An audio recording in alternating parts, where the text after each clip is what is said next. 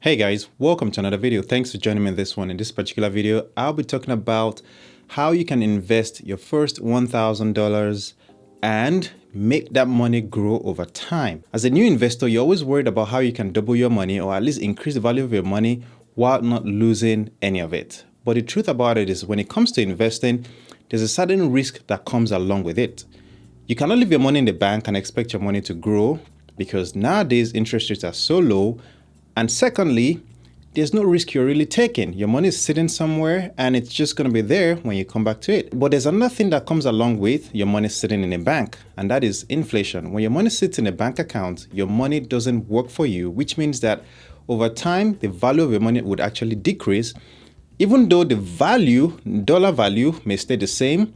But what the money can do for you will be reduced. And that's why you need to put your money to work so that over time, it can keep up with inflation and sometimes even beat inflation if you put your money in the right places. Now, the reason why I'm making this video is to show new investors how to get started.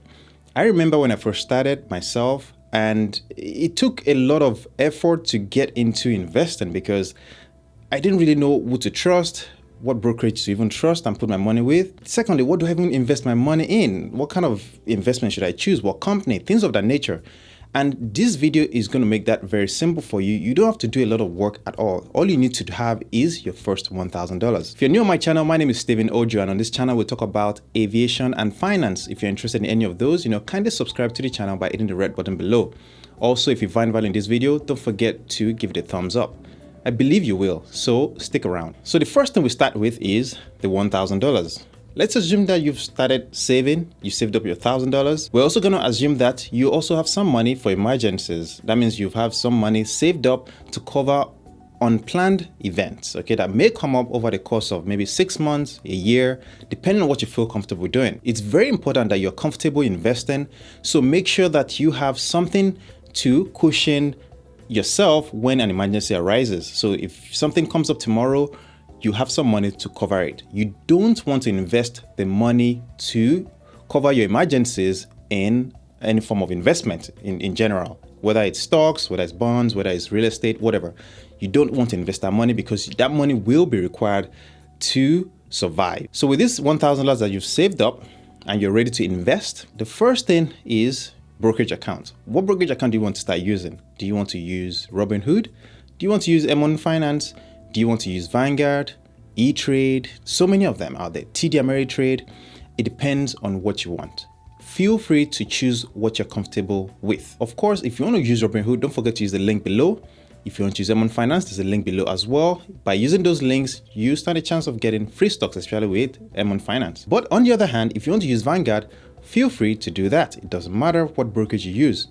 At the end of the day, we are going to invest this $1,000 and we're going to make sure it doubles over time. Now for this video, I will use Vanguard as an example, but I'm also going to show you the one for Robinhood on this. It's very easy with Robinhood. It's very easy with M1 Finance, and so it is with Vanguard. So the first thing is to go to vanguard.com, assuming you want to use Vanguard. Then you go to your personal investor site. So let's assume that you do not have an account and you want to start investing right away. With Vanguard, you can have a retirement account, you can have a college savings account, you can have a general savings account, which will stand as a brokerage account. The first thing you want to do is to find what you want to invest in. With this case, we're going to be investing in ETFs. If you don't know what ETF stands for, ETF stands for Exchange Traded Funds. And if you haven't seen my video about the ARKX ETF, well, in that video, I pretty much explain what an ETF is, and I'm going to link it up above. So if you're interested in what an ETF is and the details about it, check that video out. In this case, with your $1,000, you will need to start with an ETF. So let's start with Vanguard ETFs. So we go to ETFs, and then we browse the list of Vanguard ETFs. And the first one that I'll be recommending to you is the S&P 500 Growth ETF, which we're going to find as we go down the list here. So here's the S&P 500 Growth ETF. You select that. So I'm going to explain a few things about this ETF. The reason why I'm going with these ETFs are very simple. The first thing is the expense ratio. Expense ratio is pretty cheap, 0.10%. If you can do a quick Google search about ETFs, you'll see that the average ETF costs a lot more than this amount. So in comparison to the average, Vanguard ETFs are generally cheaper, and this particular one is actually quite cheap. This ETF is passively managed, which means that it doesn't cost a lot to keep it going. Secondly, it tracks the index of the S&P 500. One thing to keep in mind is the risk. Of course, the risk is about 4. And lastly, looking at the companies that it holds, the top 10 companies, we have Apple, Microsoft, Amazon, Alphabet, Facebook, and so on. These are great companies that anybody would want to hold. Now, the key thing when it comes to investing is diversification. And that is very important because you don't want to be overly diversified in one sector and being too little in another. Now, it depends on what style or approach you want.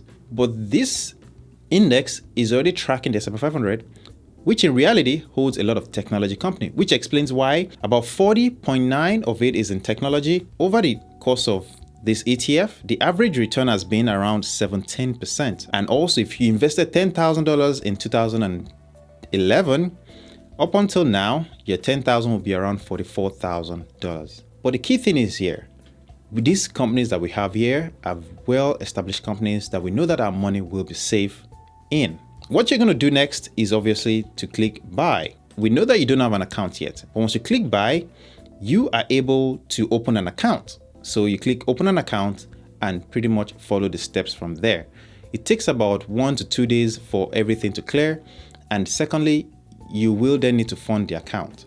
So once you fund the account, you put in the amount, in this case, $1,000 into this account, and $500 of it will be invested in this ETF. The second $500 will be invested in this Vanguard Russell 2000 Growth ETF. The goal of this is to put our money in companies that are just coming up. We've got to remember that with the first ETF, with looking at the stable, established companies, okay, that have made names, we know them, the Teslas, the Facebook, the Apple, and so on. But with this Russell 2000 Growth ETF, this is another index, but we're looking at companies that are just coming up. As we can see, experience ratio on this one is about 0.15, so slightly higher, but it's still very cheap. As we can see on the risk potential, it's actually on the more risk side, and that means it says here more risk, more reward. The more risk you take, the more reward you're likely to get. Current price is around 222, so we can still buy 2 shares of this with the $500 that's left. So on this chart, if we invested $10,000 in this ETF in 2011,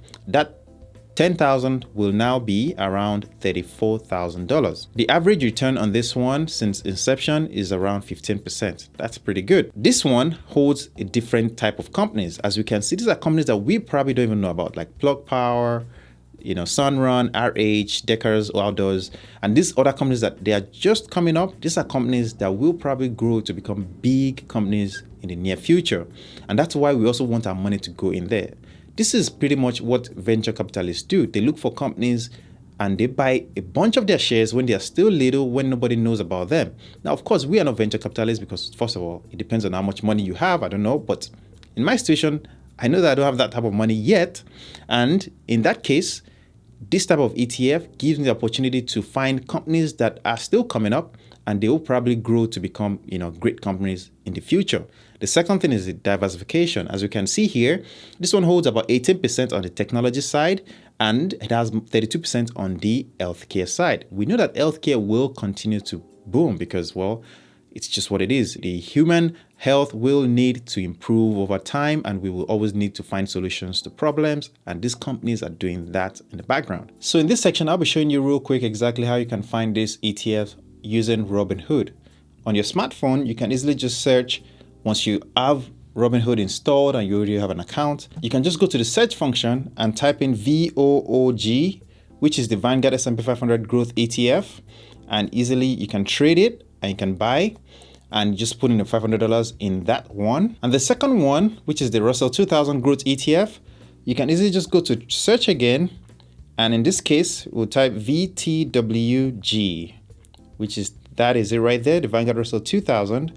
We trade, we'll buy, and we'll put the rest of the $500 into that. So once you've invested your money into these 2 ETFs, okay, $500 in the first, the S&P 500 Growth Index ETF, and your $500 in the Russell 2000 Index ETF, you just need to keep adding to it over time. So if you think you can afford, $50 every week, that means you put $25 in the first ETF, you put $25 in the second ETF, and you keep doing that over the time. your money will grow to become bigger.